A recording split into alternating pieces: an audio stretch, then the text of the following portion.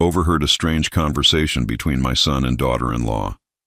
I found out they were plotting to send me to a nursing home, steal my inheritance, and make me look insane. I installed cameras in the house and discovered something terrible. A week later, I vanished, leaving a recording on the table. 26 missed calls. I'm glad to have you here.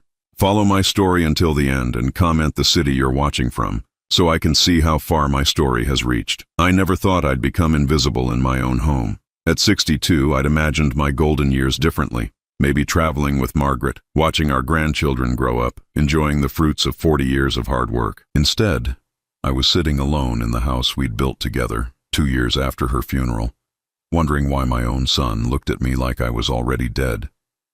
The morning it all changed started like any other Tuesday.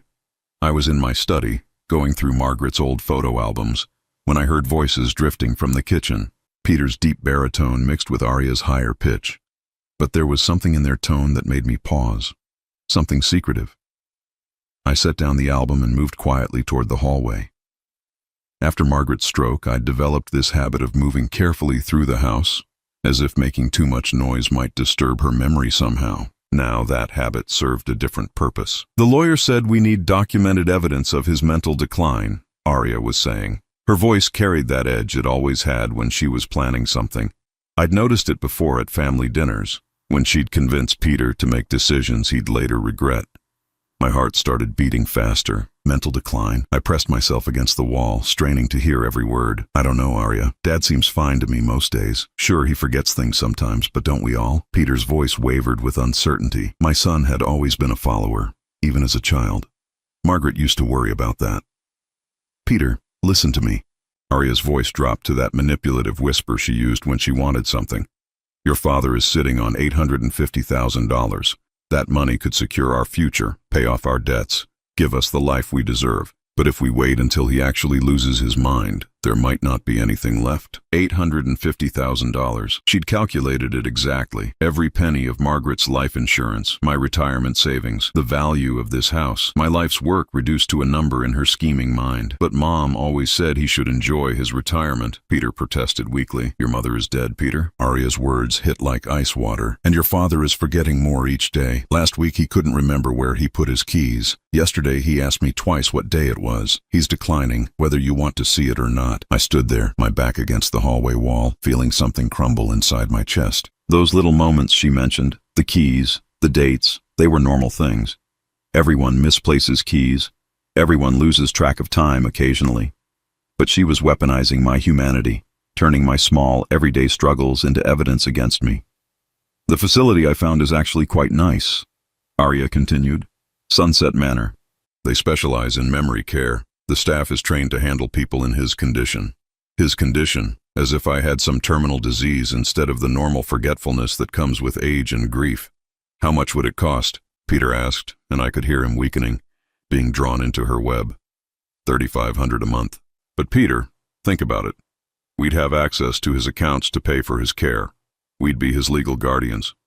We could make sure he's safe and comfortable while securing our financial future. It's really the best thing for everyone. $3,500 a month. In a place where I'd be locked away, medicated into compliance, while they lived in my house and spent my money. The betrayal cut so deep, I had to grip the wall to keep from collapsing. I still feel like we're rushing this, Peter said, but his resistance was fading. I knew my son's voice well enough to hear the capitulation creeping in. We can't wait, sweetheart. These things take time to arrange. The legal paperwork alone will take weeks. And what if he has another episode like last month? Another episode? I racked my brain trying to remember what she could mean. Then it hit me. The day I'd felt dizzy and confused when I couldn't remember eating breakfast. I'd attributed it to grief, to the way sorrow sometimes made everything feel foggy. But now hearing the calculation in Arya's voice, I wondered if there was another explanation. The doctor said older people often have these spells, Peter said, grasping for justification. Exactly, and they'll only get worse. Stephen is 62, Peter. He could live another 20 years. 20 years of decline, of medical bills, of us watching everything Margaret worked for get eaten up by healthcare costs. Or we can act now, while he's still functional enough to sign the papers, and make sure he gets proper care while preserving what's left for our family. Our family.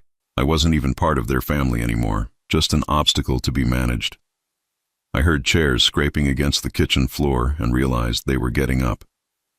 My heart hammered as I crept back to my study, settling into my chair just as their footsteps approached. "Dad?" Peter's voice called from the doorway. "How are you feeling today?" I looked up at my son, this man I'd raised, taught to ride a bike, helped with homework, walked to his first day of school. His eyes weren't looking at me with love anymore. They were assessing, calculating, looking for signs of the decline his wife had convinced him to see. "I'm fine, son," I managed to say, my voice steadier than I felt. "Just going through some of your mother's things." "That's nice, Dad." His smile felt rehearsed. "Are you remembering to eat lunch? It's almost 2 o'clock. It was a trap. A simple question designed to catch me in confusion. I glanced at the clock on my desk. 1:45. "I had a sandwich earlier," I lied, not trusting whatever food they might offer me now. Arya appeared behind Peter, her face arranged in false concern.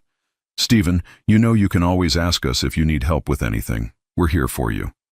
The kindness in her voice made my stomach turn. She was already practicing for the doctors, the lawyers, the social workers who would need to believe she cared about my welfare. "I appreciate that," I said carefully. After they left, I sat in the growing shadows of late afternoon, Margaret's photo album open in my lap. In one picture, she was holding baby Peter, both of them glowing with joy.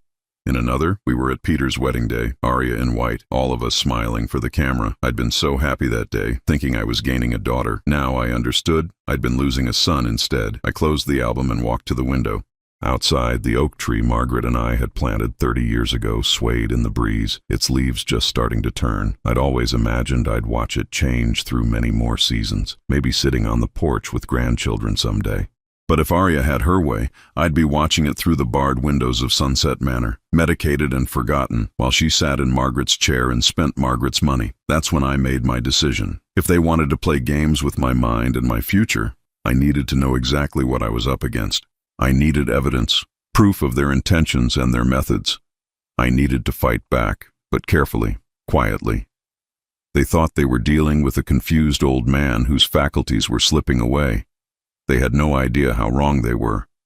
The next morning I drove to the electronics store downtown with hands that trembled slightly on the steering wheel. Not from fear, but from anger that had been building all night like pressure in a kettle.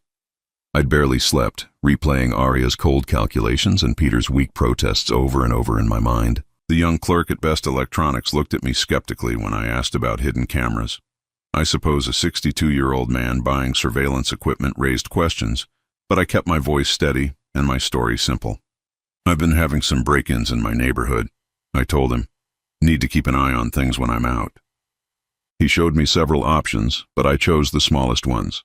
Tiny cameras that looked like smoke detectors, picture frames, even electrical outlets. The technology amazed me. These devices could record for hours, store everything digitally, and I could monitor them from my phone. "You'll want to place them strategically," the clerk explained, warming up once he realized I was a serious customer with cash to spend. Kitchen, living room, main hallway, anywhere people gather and talk. $340 later, I drove home with a bag full of surveillance equipment and a growing sense of purpose. For the first time since Margaret's death, I felt like I was taking control of something. I waited until afternoon, when Peter was at work and Arya had gone to her yoga class, before installing the cameras. My hands were steadier now, focused on the technical challenge. I placed one in the kitchen, disguised as a small radio on the counter. Another went in the living room, hidden inside a decorative clock Margaret had loved.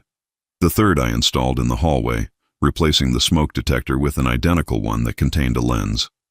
The hardest part was downloading the app and figuring out how to connect everything to my phone.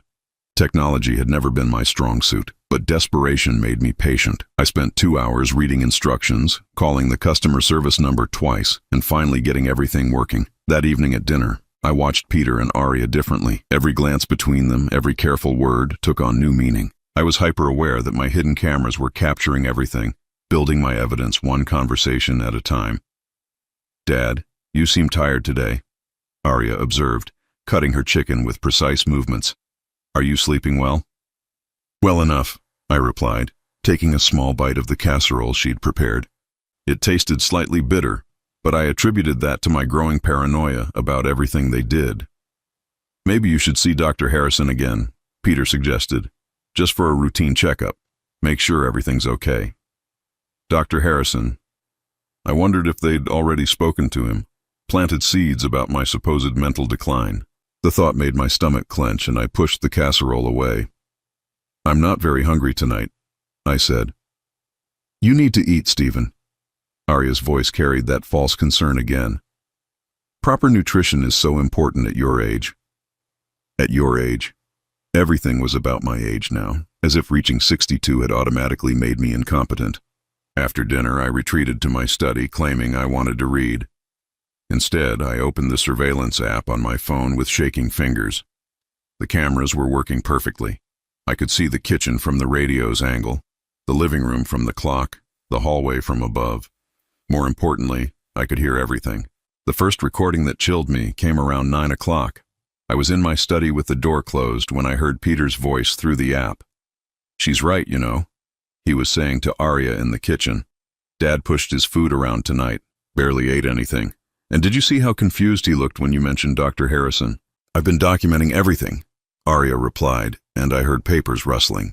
Look, I started this journal 3 weeks ago, Tuesday the 14th. Stephen couldn't remember where he put his glasses, searched for 20 minutes. Friday the 17th, asked me twice what time his doctor appointment was. Monday the 21st, stood in the kitchen for several minutes, seemed lost, my hands clenched around my phone. She'd been stalking me in my own home, turning every normal moment of distraction into evidence of dementia. The glasses she mentioned, I'd later found them in the car where I'd left them after driving to the pharmacy. The doctor appointment question, I'd asked because I was double-checking, being responsible. Standing in the kitchen, I'd been trying to remember what Margaret used to cook when she was sad, hoping to honor her memory somehow. But in Arya's journal, I was already a patient instead of a person. The lawyer said we need at least 30 documented incidents, she continued. I'm almost there. And if we can get Dr. Harrison to note cognitive concerns during a visit, we'll have medical backing. It still feels wrong, Peter said, but his voice lacked conviction. Peter, honey, look at me. I could picture Arya taking his hands, using her physical presence to manipulate his emotions. Your father is declining whether we act or not. At least this way, we can ensure he gets proper care and our family's financial security isn't destroyed in the process. Think about our future children. Think about the life we could give them. Our future children. They were planning their lives around my money, around my disappearance from their world. The recording continued, but I had to stop listening for a moment. I sat in Margaret's old chair, the one I'd moved into my study after she died because it still smelled faintly of her perfume, and tried to process the scope of their betrayal. They weren't just planning to warehouse me. They were systematically building a case that I was incompetent, documenting my life like I was already a laboratory specimen. Every interaction we'd had for weeks had been a lie, a performance designed to gather ammunition against me. I forced myself to keep listening. The conversation had moved to logistics. The facility has an opening in 6 weeks, Arya was saying. If we file the paperwork now, we could have guardianship established by then. 6 weeks, Peter repeated. That's fast. It has to be fast, Peter. Every day we wait is another day for something to go wrong. What if he falls and breaks his hip? What if he has a stroke like your mother? What if he decides to change his will or give money to some charity? The fear in her voice when she mentioned me changing my will was telling. They weren't just stealing my freedom. They were stealing my choices, my right to decide how my life's work would be used. I checked the other cameras. The living room was empty, but the hallway camera picked up their voices as they headed upstairs to bed. Tomorrow I'll call Dr. Harrison's office, Arya said. Schedule Stephen for a comprehensive evaluation. The doctor needs to see him before we can move forward with the legal proceedings. And if Dad refuses to go? Peter asked. He won't refuse. I'll tell him it's time for his annual physical. Men his age need regular checkups anyway. He'll never suspect it's anything more than routine care. Their footsteps faded as they reached the second floor, but I kept listening to the recordings late into the night. I needed to understand every detail of their plan, every timeline, every contingency they'd considered. Around midnight, I discovered something that made my blood run cold. While reviewing the kitchen footage from earlier that evening, I noticed Arya doing something strange with my water glass while I was in the bathroom. She'd taken a small bottle from her purse and added something to my drink, stirring it quickly before I returned. I rewound the footage and watched again. There was no mistaking what I saw. Arya was drugging me. Suddenly, the bitter taste of tonight's casserole made sense. The dizzy spell from last month that she'd used as evidence of my decline. The occasional confusion, the slight tremor in my hands some mornings. These weren't signs of aging or grief. She was poisoning me systematically, creating the very symptoms she was documenting as proof of my mental deterioration. I sat in the dark study, Margaret's perfume still clinging to the chair, and realized that my situation was far more dangerous than I'd initially understood. This wasn't just about money or convenience. If Arya was willing to drug me to create evidence of dementia, what else might she be willing to do? How far would she go to get what she wanted? And more importantly, how much time did I have before her chemicals did permanent damage to my mind or body? I looked at the surveillance app on my phone, at the real-time feeds from my own home, and began planning my next move. If they wanted to play with fire, they were about to discover that this old man still had plenty of fight left in him. But I had to be smarter than them, more careful, more patient, because now I knew that my life quite literally depended on it. The next 3 days I became a detective in my own home. I stopped eating anything Arya prepared, claiming my appetite was poor. Instead, I made my own simple meals when they weren't around, or ate from sealed packages I could verify hadn't been tampered with. The improvement in how I felt was almost immediate. The morning fog that had been clouding my thoughts for weeks began to lift. The slight tremor in my hands disappeared. Most telling of all, I could think clearly again, remember details with the sharpness I'd had before Margaret's death. The realization hit me like a physical blow. I hadn't been grieving myself into confusion. I'd been systematically poisoned. My surveillance system captured everything now. I'd learned to be patient, to watch and wait. Arya had no idea that every casual conversation, every private moment with Peter, every calculated move was being recorded in high definition. Thursday morning, while Peter was at his engineering firm and I pretended to nap in my study, Arya made a phone call that changed everything. I watched through the kitchen camera as she pulled out her cell phone and dialed a number she had memorized. "Dr. Martinez, it's Arya Holloway. Yes, Peter's wife." Her voice carried that false sweetness she used when manipulating strangers. "I wanted to give you an update on my father-in-law's condition, Dr. Martinez, not Dr. Harrison, our family physician. This was someone else entirely." "The Risperdal is working perfectly," she continued, and my blood went cold. "He's showing all the confusion and disorientation we discussed. The hand tremors started about 2 weeks ago, just like you predicted. Risperdal," I recognized the name from medication commercials, an antipsychotic drug used to treat schizophrenia and bipolar disorder. She'd been feeding me antipsychotic medication to create symptoms of mental illness. "How much longer do you think we need to continue?" Arya asked, pacing around my kitchen like she owned it.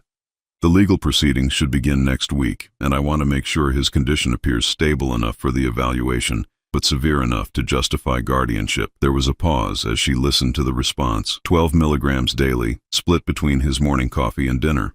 "Sometimes I add extra to his water if he's having what Peter calls a good day. We can't have him appearing too competent during the assessment." She was discussing dosages like I was a laboratory rat. My own daughter-in-law was conducting medical experiments on me with the help of some corrupt doctor who was willing to prescribe controlled substances for someone who wasn't even his patient. "The facility is expecting him by the 15th of next month," she continued. "Sunset Manor.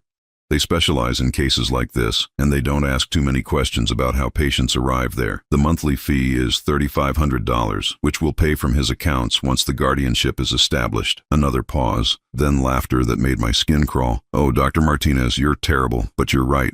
Once he's properly medicated and supervised, the inheritance issues will resolve themselves naturally. Peter estimates we're looking at $850,000 in total assets. Plus, this house is worth at least another $400,000. $1.25 million. She'd calculated my entire life's worth, down to the penny. "The beauty of it is that everything looks completely legitimate," she continued. "A concerned family dealing with an aging parent's declining mental health. Peter has been so worried about his father's condition. We're just trying to do what's best for everyone involved." The conversation continued, but I had heard enough to understand the full scope of their conspiracy. This wasn't just theft. It was a sophisticated medical fraud involving a corrupt physician and systematic poisoning designed to incapacitate me mentally and physically. But the worst revelation was still to come. That evening, when Peter arrived home from work, I watched through the living room camera as Arya updated him on her phone conversation. "Dr. Martinez thinks we should increase the dosage," she told my son, settling beside him on the couch that had been Margaret's favorite spot for reading. "Dad's been too alert lately, too questioning. We need him more compliant for the evaluation next week." "Increase it to what?" Peter asked, and I held my breath, waiting for his response. Part of me still hoped, still prayed that my son had some line he wouldn't cross. 15 milligrams daily. "Doctor, Martinez says that should keep him properly sedated without causing obvious symptoms that might raise red flags during the medical assessment." Peter was quiet for a long moment. I watched his face on the camera, looking for some sign of conscience, some flicker of the boy I'd raised to know right from wrong. "What if it's too much?" he finally asked. "What if it hurts him?" My heart leaped. Maybe there was still hope. Maybe my son still had some humanity left. Arya's response shattered that hope completely. "Peter, honey, we've been through this." Her voice took on that patient tone she used when explaining something to a child. "Your father is 62 years old. Men his age have heart problems, strokes, all kinds of medical issues. If something happens while he's taking medication for his mental condition, who's going to question it?" The room went silent, except for the sound of my heart pounding in my ears. She wasn't just talking about drugging me into compliance. She was discussing my death as if it were a minor inconvenience to be managed.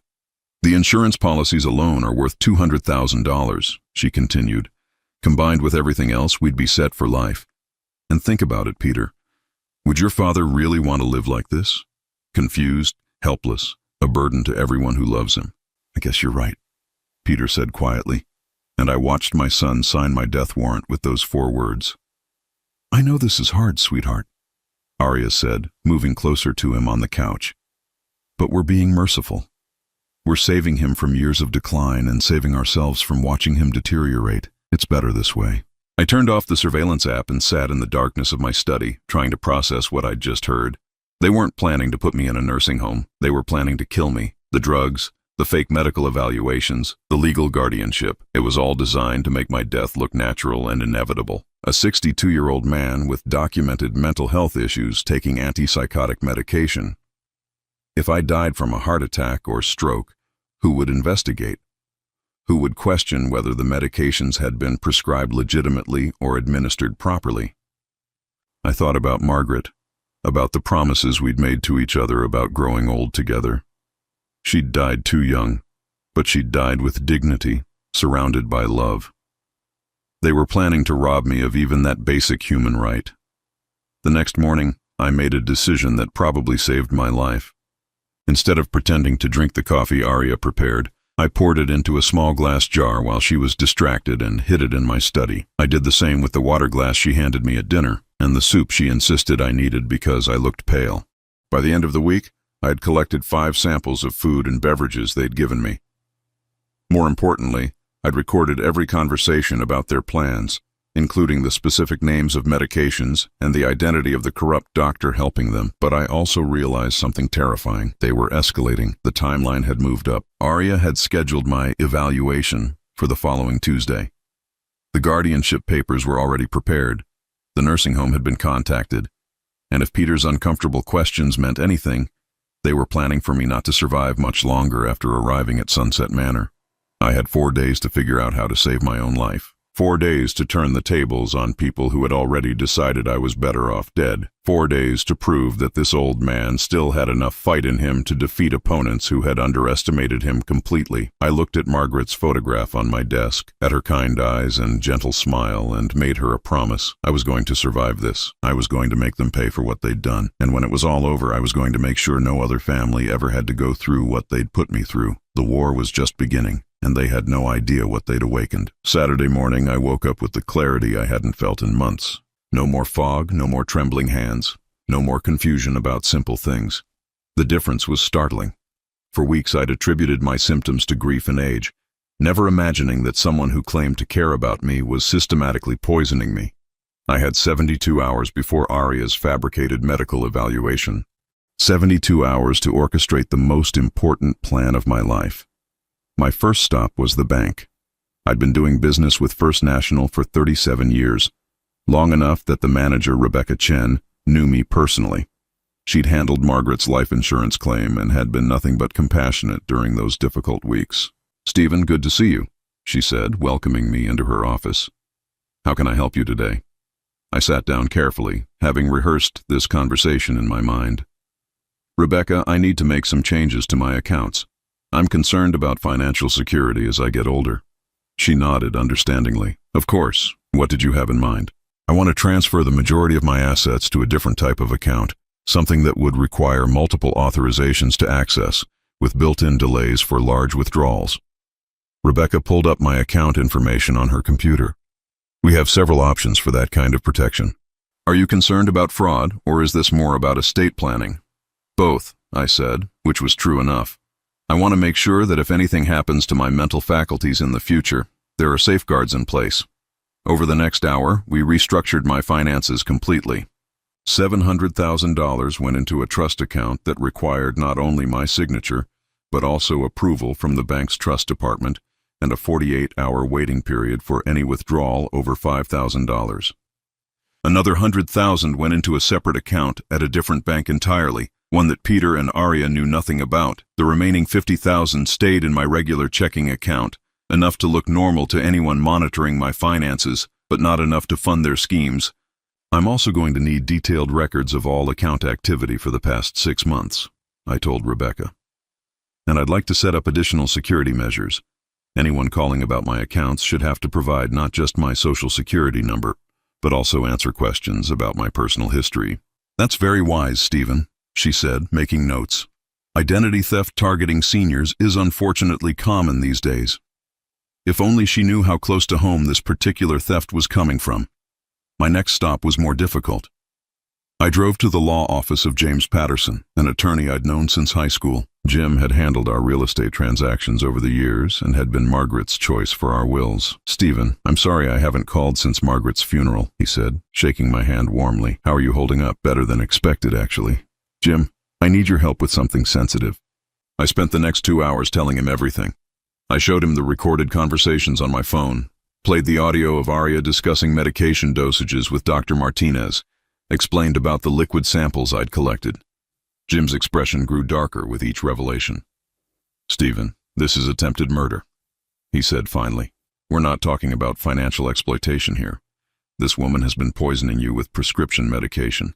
That's felony assault at minimum." "I know," I said, "but I need to be smart about this. If I go to the police now, it's my word against theirs. Peter will claim I'm confused, and Arya will produce her journal full of documented mental decline. They'll say I'm paranoid, possibly dangerous." Jim nodded grimly. "You're right. We need more evidence. Have you considered what your endgame is here?" That was the question I'd been wrestling with all morning. I want them stopped. I want justice. And I want to make sure this never happens to anyone else. "Okay, here's what we're going to do," Jim said, pulling out a legal pad. "First, we're going to get those liquid samples tested immediately. I know a private lab that can have results back within 24 hours. Second, we're going to document everything you've recorded and create backup copies stored in multiple locations." He continued writing as he talked. "Third, we're going to set up a dead man's switch. If anything happens to you, if you disappear or end up hospitalized or die suddenly, everything gets released automatically to the police, the medical board, and the media." "You think they'd actually kill me?" I asked, though I knew the answer from their recorded conversations. "Stephen, they've already been trying to kill you slowly. The only question is how patient they're willing to be." We spent another hour planning. Jim would handle the legal preparations while I gathered more evidence, but most importantly, he helped me understand that I needed to disappear before Tuesday's fake medical evaluation. Once they get you into that doctor's office, once they have you declared incompetent, you lose all your legal rights, he explained. Even if we prove fraud later, the damage could be irreversible. You need to vanish before they can spring their trap. That afternoon, I made the most difficult decision of my life. I was going to leave everything I'd built with Margaret and disappear completely, but not forever, and not without purpose. I began my preparations methodically. First, I visited 3 different ATM machines, withdrawing the maximum daily limit from each. $1,500 in cash, enough to survive for several weeks if necessary. Next, I stopped at a storage facility across town and rented a unit under a false name, paying 6 months in advance with cash. I transferred copies of all my evidence there, along with backup recordings and written summaries of everything I'd discovered. The hardest part was packing. I couldn't take much without arousing suspicion, but I needed enough clothes and personal items to survive an extended absence. I settled on filling one small suitcase, which I hid in the trunk of my car. Sunday evening, I sat down at my computer and wrote 3 letters. The first was to Jim, authorizing him to act on my behalf and outlining my complete plan. The second was to Rebecca at the bank, confirming our earlier arrangements and adding additional security measures. The third letter was the most important one. It was addressed to Peter and Arya, and I planned to leave it where they'd find it immediately after discovering my absence. As I wrote, I could hear them in the living room below, watching television and discussing their plans for my evaluation. Arya was explaining how she'd already spoken to the staff at Sunset Manor, how they were expecting a new patient who would need intensive medication management.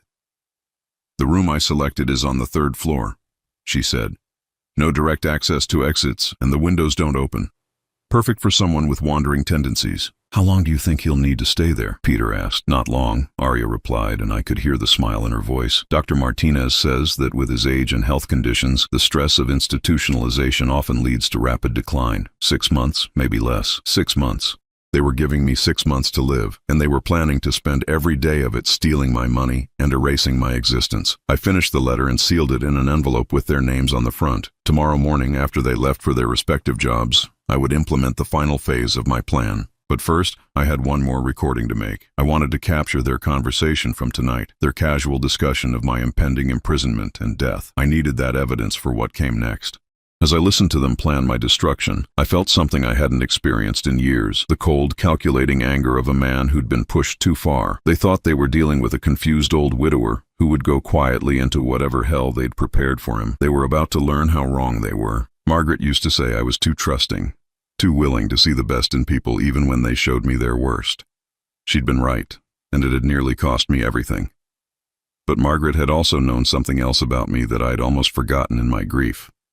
When cornered, when fighting for something that mattered, I was capable of strategic thinking that could outmaneuver people half my age. Tomorrow, Peter and Arya would discover that the helpless old man they'd been manipulating was about to become their worst nightmare. The hunter was about to become the hunted, and they had no idea what was coming for them. Monday morning arrived gray and cold, matching my mood as I watched Peter leave for work at exactly 7:45, just like he had every day for the past 3 years. Arya followed 20 minutes later, heading to what she claimed was her part-time job at a boutique. Though I now suspected she spent most of her time coordinating my destruction with Dr. Martinez and researching nursing home policies. I waited another 30 minutes to ensure they wouldn't return for forgotten items, then began the most important performance of my life. First, I retrieved the surveillance equipment and downloaded every single recording onto multiple flash drives. Months of evidence. Arya discussing medication dosages, Peter agreeing to increase my treatment, conversations about my death being convenient, planning sessions about spending my money. All of it captured in crystal clear digital quality. I placed one flash drive in the envelope with my letter to them. The others went to secure locations they'd never think to search. Next, I staged my disappearance carefully. I left the letter prominently displayed on the kitchen table where they'd see it immediately. Beside it, I placed my wallet, my house keys, and my cell phone, but only after removing the SIM card, which I'd destroy later. The letter itself was deliberately cryptic. Peter and Arya, I know what you've been doing to me. I know about the medication, the fake doctor visits, and your plans for Sunset Manor. I won't be your victim anymore.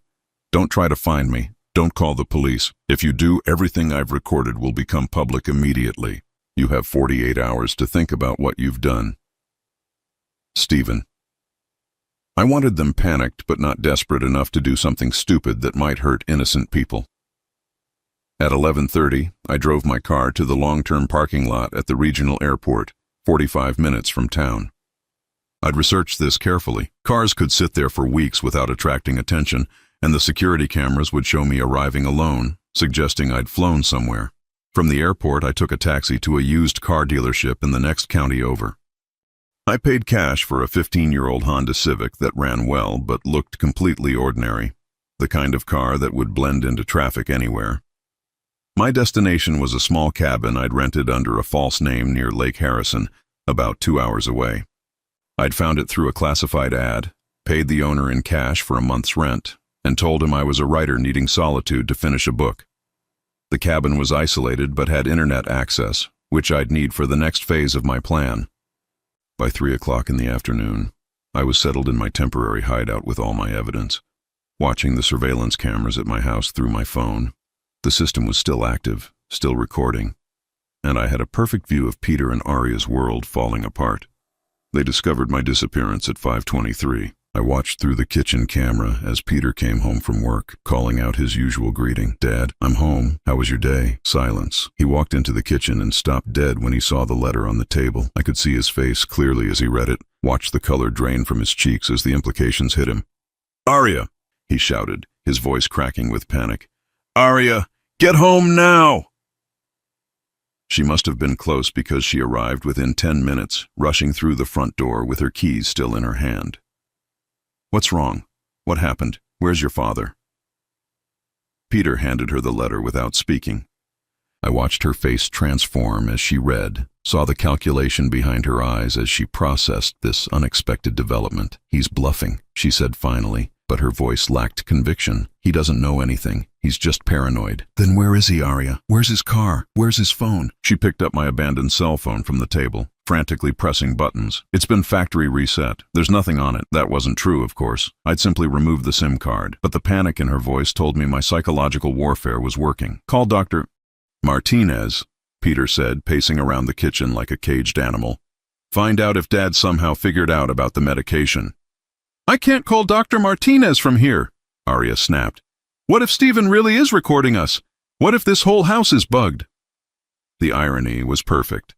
They were paranoid about surveillance in their own home, never imagining that I'd been watching them for weeks. Over the next hour, I witnessed the complete breakdown of their conspiracy. They searched every room, looking for hidden cameras or recording devices. They whispered to each other in corners, afraid that their own voices might be captured. They called my cell phone repeatedly, getting only voicemail. But the most satisfying moment came when Aria tried to access my bank accounts online. I watched her sit at my computer typing furiously, growing more frustrated with each failed login attempt. I'd changed all the passwords, of course, but she didn't know that yet. "The accounts are locked," she told Peter, her voice rising toward hysteria. "I can't get into any of them. Not the checking account, not the savings, nothing." "What do you mean locked?" "I mean they're frozen, Peter. Inaccessible." He must have done something to them before he left. Peter sank into a chair, the full scope of their disaster beginning to dawn on him. "The house payment is due next week, and didn't you tell Dr. Martinez we'd pay him $5,000 once the guardianship went through?" "Shut up about Dr. Martinez," Aria hissed, glancing around as if I might be hiding behind the furniture. "We don't know what Stephen heard or recorded. We can't say anything incriminating." But of course, they already had. Months of incriminating conversations, all neatly cataloged and stored in multiple secure locations. My phone buzzed with the first call at 6:15, then again at 6:17. By 7 o'clock, I had 26 missed calls from my home number and Peter's cell phone. I let them all go to voicemail, knowing that each unanswered ring would increase their panic. The messages they left grew increasingly desperate. "Dad, please call me back. We need to talk. There's been a misunderstanding." Stephen, it's Aria. I don't know what you think you heard, but we can explain everything." "Dad, please. We're worried about you. Just tell us where you are." And finally, around 10 o'clock, "Stephen, you're making a mistake. Come home now, and we can work this out. But if you don't come back, if you try to hurt this family, you'll regret it." That last message, clearly from Aria, told me everything I needed to know about her true nature. Even in defeat, she was threatening me. I made one call that night to Jim Patterson. "Stephen, thank God. Are you safe?" "I'm fine, Jim. Did you get the lab results?" "Yes, and they're exactly what we expected. Risperdal, just like you suspected. Enough to cause all the symptoms they documented, administered over a period of several weeks." "Good. Have you prepared the packages for the authorities?" "Everything's ready. Police, medical board, District Attorney's Office, and the FBI's Elder Abuse Task Force. The moment you give me the word, or if anything happens to you, it all gets delivered simultaneously." "Perfect.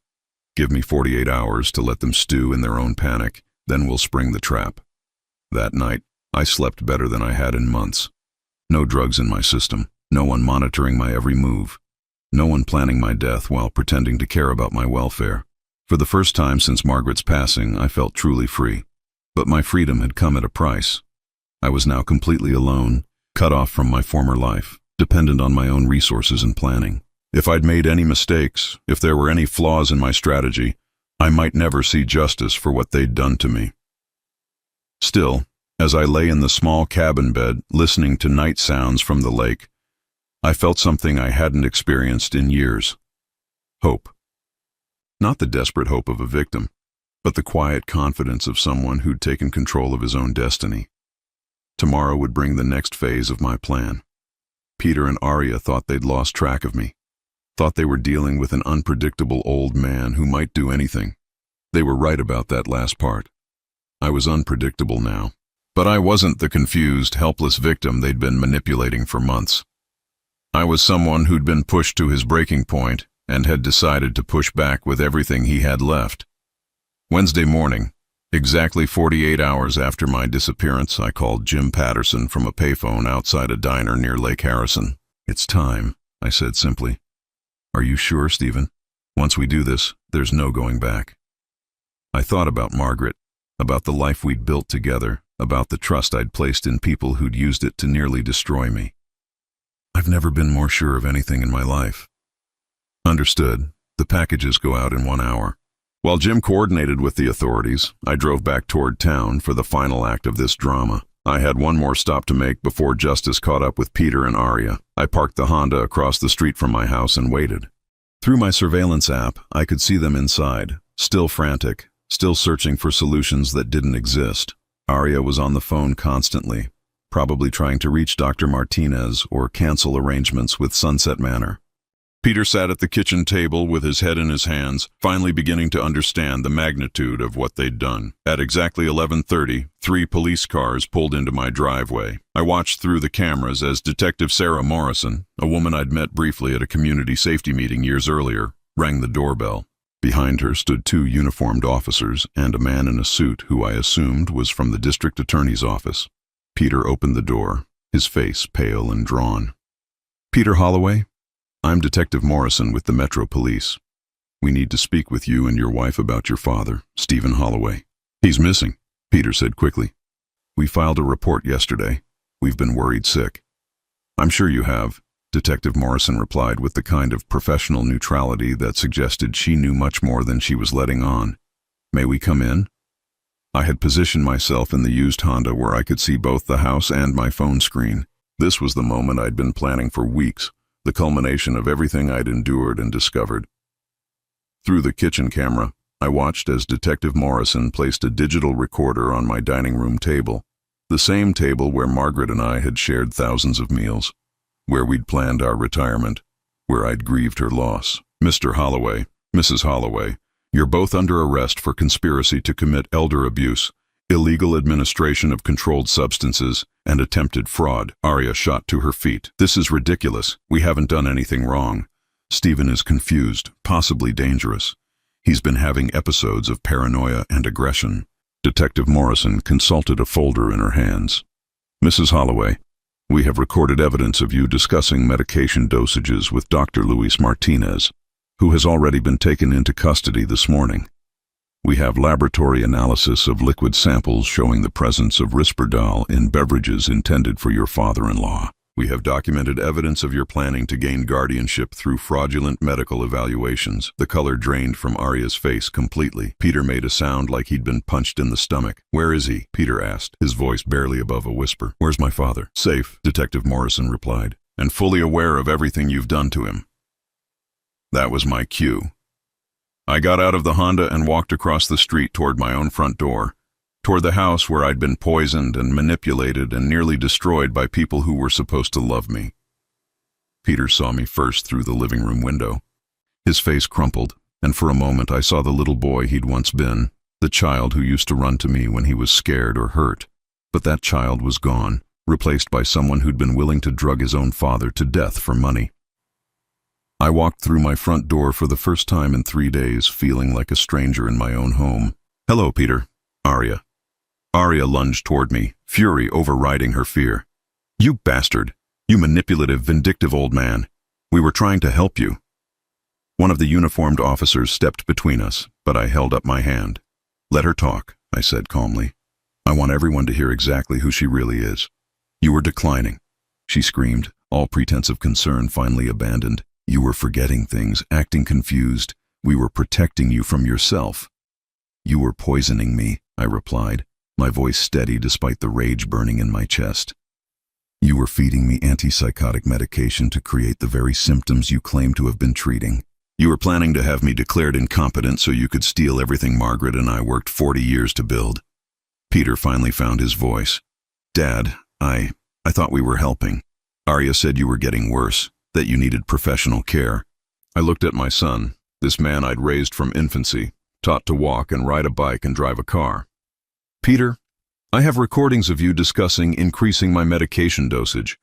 I have recordings of both of you talking about how convenient it would be if I died. You knew exactly what you were doing." The fight went out of him then. His shoulders sagged, and he couldn't meet my eyes. Detective Morrison stepped forward. "Mr. Holloway, we'll need your full statement, but right now we need to take these two into custody." I watched as they handcuffed my son and daughter-in-law in my own living room. Arya continued ranting about my selfishness and ingratitude, but Peter said nothing. He looked like a man who'd finally woken up from a nightmare to discover it was all real. After they were taken away, I sat alone in the house that had nearly become my prison.